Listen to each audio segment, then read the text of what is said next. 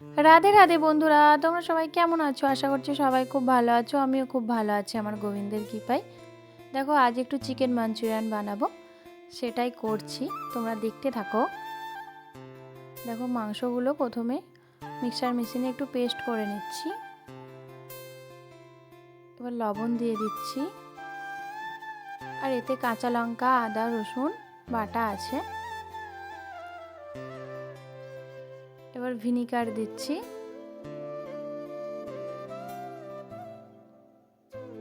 এবার সোয়া সসটা দিয়ে দেবো,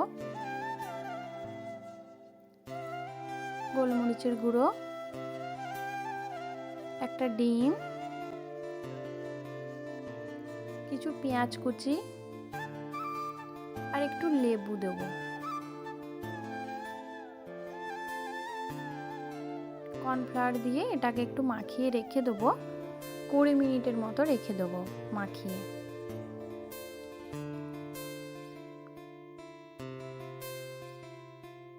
মাখানো হয়ে গিয়েছে।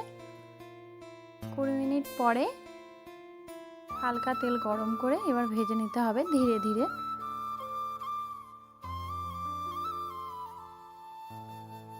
একে একে সব দিয়ে দিচ্ছি।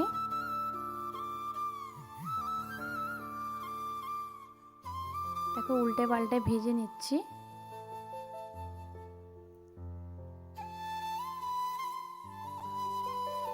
সব ভাজা হয়ে গিয়েছে। এবার তেলের মধ্যে একটু সামান্য চিনি কালারের জন্য, আর রসুন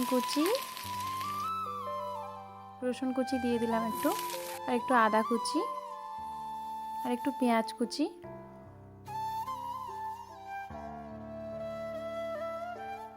এটা একটু নাড়তে থাকবো।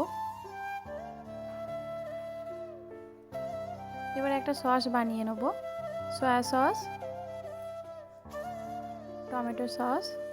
সসটা একটু বেশি করে দিতে হবে, তবে গ্রেভিটা হবে আর কি, যতটা তুমি দেবে তেমন গ্রেভি হবে। তুমি যেমন গ্রেভি চাও সেই রকম তুমি দেবে সসগুলো। এবার হচ্ছে গোলমরিচের গুঁড়ো দিয়ে দিচ্ছি,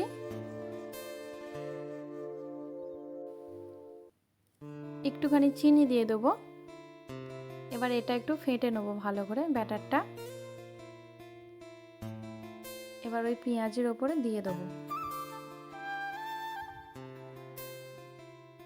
এবার এটা একটু ভালো করে নাড়িয়ে নিতে হবে, তেলটা একটু ছেড়ে দেয় এই রকম ধরনের। এবার দেখো, লাল লঙ্কার গুঁড়ো দিয়ে দিয়েছি। এবার ফুটে এসেছে।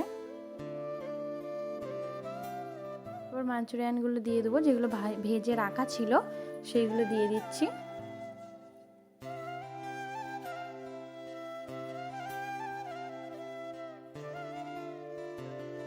এবার হচ্ছে একটু কর্নফ্লাওয়ারকে গুলে দিয়ে দেবো, যাতে একটু গাঢ় গাঢ় টাইপের হয় আর কি।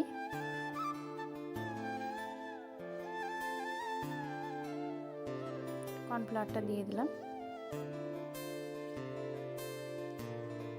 আমরা একটু পাতলা পাতলা খাবো, ওই জন্য আর একটু জল দিয়ে দেবো। হয়ে এসেছে রান্নাটা। এবার ধনেপাতা দিয়ে দিচ্ছি। রান্নাটা কেমন লাগলো তোমাদের কমেন্ট করে আমাকে জানাবে, দেখে নাও। এবারে আমরা চাউমিনের সাথে খেয়ে নেবো। আজ ভিডিওটা এই পর্যন্তই। কেমন লাগলো কমেন্ট করে জানাবে।